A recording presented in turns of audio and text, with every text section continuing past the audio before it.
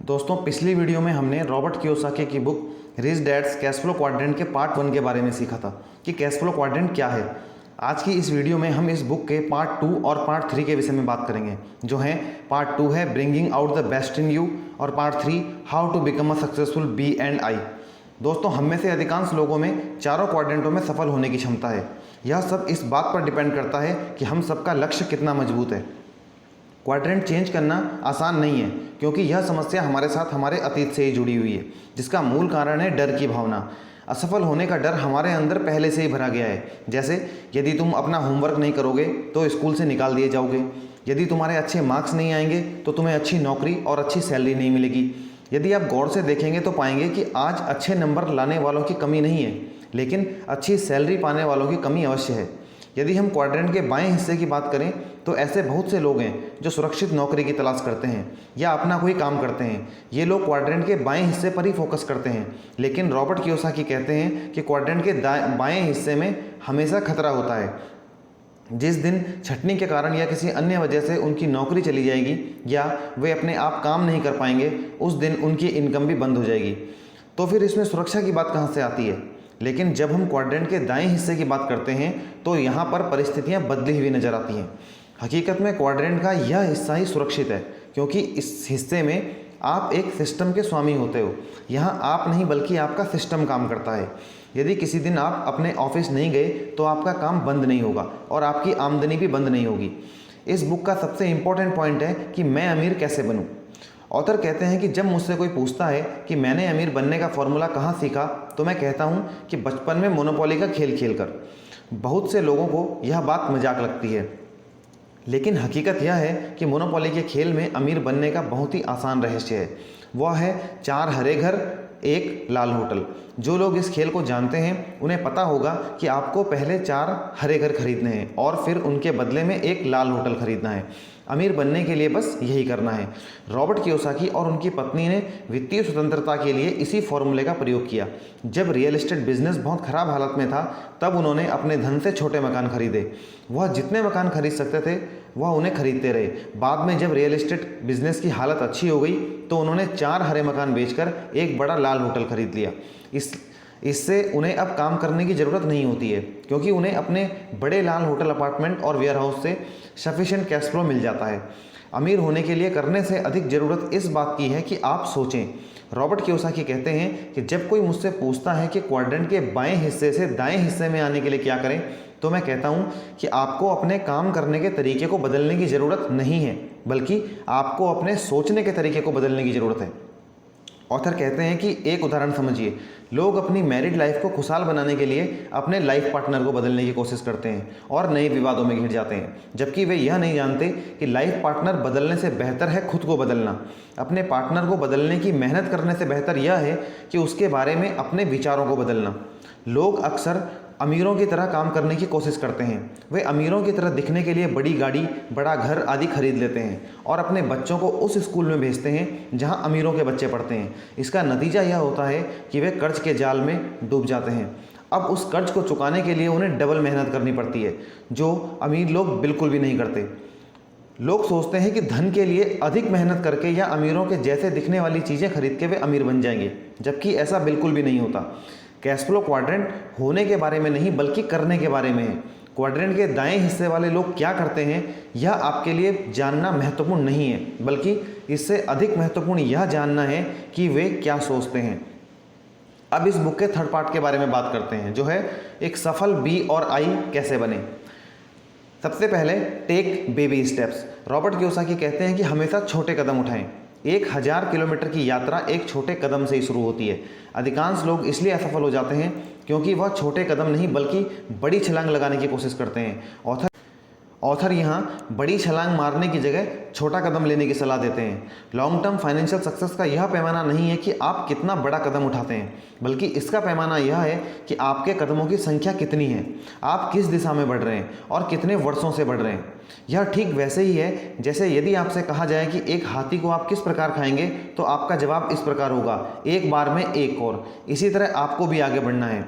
इसमें सबसे पहला कदम यह है कि यह टाइम आपके अपने बिजनेस के बारे में सोचने का है।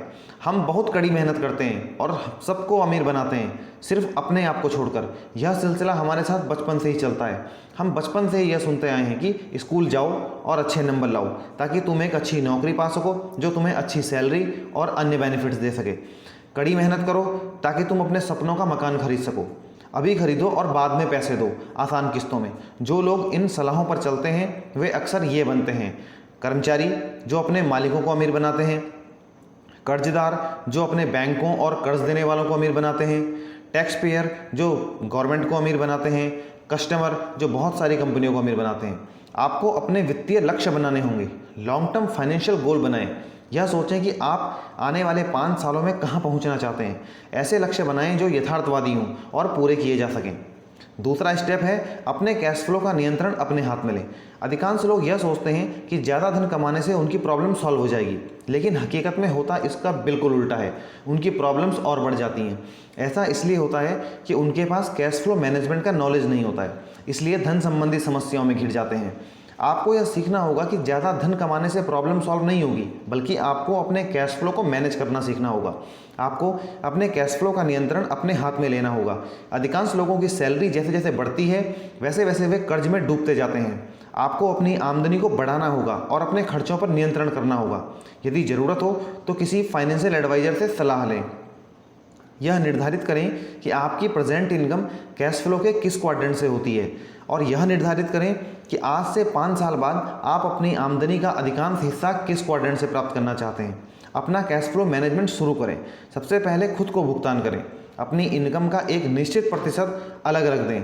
उसे एक निवेश बचत खाते में जमा करें। एक बार उस खाते में धन जमा होने के बाद उसे कभी भी वहाँ से बाहर ना निकालें। अपने व्यक्तिगत कर्ज को कम करने पर ध्यान दें।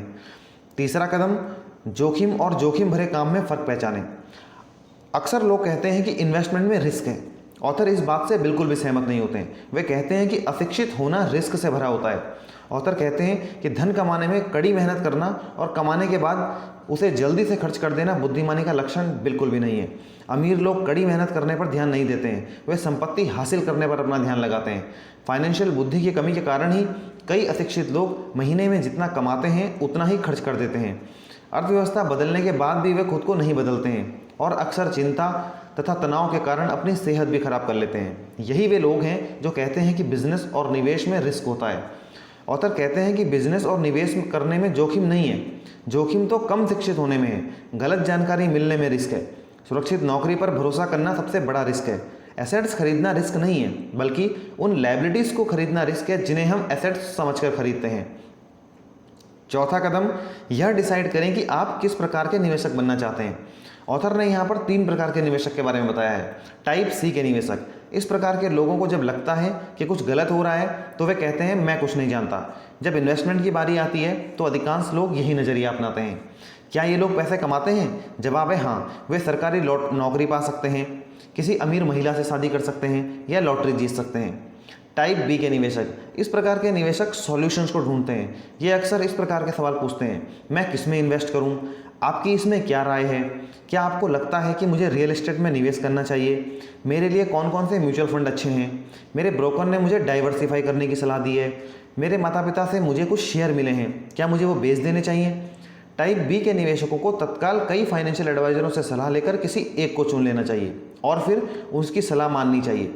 अच्छे financial advisor best technical knowledge दे सकते हैं और ज़िंदगी भर के लिए फाइनेंशियल प्लानिंग करने में आपकी मदद कर सकते हैं। टाइप ए के निवेशक। इस प्रकार के निवेशक समस्याओं की तलाश करते हैं। ये वित्तीय संकट में फंसे लोगों द्वारा उत्पन्न की गई समस्याओं की तलाश करते हैं। जो निवेशक इस प्रकार की समस्याओं को सुलझाने में निपुण होते हैं उन्हें 25% से लेकर अनंत तक लाभ प्राप्त हो सकता है। वे आमतौर पर लेवल 5 और लेवल 6 के निवेशक होते हैं जिनकी फाइनेंशियल फाउंडेशन मजबूत होती है। ऑथर कहते हैं कि छोटी शुरुआत करें और समस्याओं को सुलझाना सीखें। जब आप यह सीख लेंगे तो आप ढेर सारी दौलत इकट्ठा कर लेंगे। जो लोग तेज़ी से दौलत हासिल करना चाहते हैं उन्हें क्वाड्रेंट के बी और आई पार्ट की योग्यताओं को सीखना चाहिए। 5वां कदम, मार्गदर्शक खोजिए। हम लोग जब उन जगहों पर जाते हैं जहां पहले कभी नहीं गए तो हमें एक मार्गदर्शक या गाइड की ज़रूरत होती है। मार्गदर्शक हमें यह बताते हैं कि क्या इम्पोर्टेंट है और क्या नहीं। ऑथर कहते हैं कि मेरे पुअर डैड हमेशा सोचते थे कि हाई सैलरी वाली नौकरी पाना और अपने सपनों का घर खरीदना इंपॉर्टेंट है। वे यह मानते थे कि अपने सारे कर्ज सबसे पहले चुकाने चाहिए और अपने संसाधनों के भीतर ही गुजारा करना चाहिए। लेकिन मेरे रिच डैड ने मुझे सिखाया कि मैं अपना ध्यान पैसिव इनकम पर केंद्रित करूं और उन संपत्तियों को हासिल करने में लगाऊं जिनसे लॉन्ग टर्म में पैसिव या एक्स्ट्रा इनकम मिल सके। वे अपने संसाधनों के भीतर रहने में विश्वास नहीं करते थे, बल्कि वे उन्हें बढ़ाने पर ध्यान देने को कहते थे। अपना मार्गदर्शक समझदारी से चुनें। उस व्यक्ति को खोजिए जो पहले से वहां रह चुका हो। उदाहरण के लिए, अगर आप नेक्स्ट ईयर माउंट एवरेस्ट पर चढ़ने का डिसीजन लेते हैं तो आप स्पष्ट रूप से किसी ऐसे व्यक्ति से सलाह लेंगे जो उस पर पहले चढ़ चुका हो। लेकिन अधिकांश लोग वित्तीय पहाड़ों पर चढ़ने के लिए उन लोगों से सलाह लेते हैं जो खुद वित्तीय दलदल में फंसे हुए हैं। छठवां कदम, निराशा को अपनी शक्ति बनाएं। जब लोग किसी नए काम में हाथ डालने से घबराते हैं तो उनका सबसे बड़ा कारण यह होता है कि वे निराशा से डरते हैं। उन्हें यह डर होता है कि उनसे गलती हो जाएगी या लोग उन्हें एक्सेप्ट नहीं करेंगे। ऑथर कहते हैं कि यदि आप कोई नया काम सीखते हो तो निराशा के लिए तैयार रहो। यहाँ निराशा का मतलब नकारात्मक बिल्कुल भी नहीं है, बल्कि सकारात्मक है। जब आप निराशा के लिए तैयार रहते हो तो आपके पास इस निराशा को संपत्ति या सकारात्मकता में बदलने की अपॉर्चुनिटी होती है। जब कोई यह कहता है कि मैं यह काम दोबारा कभी नहीं करूँगा या मुझे पता था कि मुझे सफलता नहीं मिलेगी, तो उसका अर्थ है कि उस व्यक्ति ने सीखना छोड़ दिया है। उसने अपनी प्रगति के सभी रास्तों को बंद कर दिया है।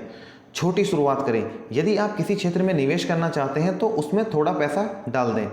एक बार जब आप अपना थोड़ा सा पैसा उसमें फंसा देते हैं तो आप उसके विषय में जितना हो सके पूरी जानकारी प्राप्त करने की कोशिश करते हैं, जिससे आपका ज्ञान बहुत तेज़ी से बढ़ता है। सातवां कदम, आस्था की शक्ति। ऑथर कहते हैं कि आप यह विश्वास करो कि आपके पास वे सभी योग्यताएं हैं जो एक सफल होने के लिए आवश्यक हैं।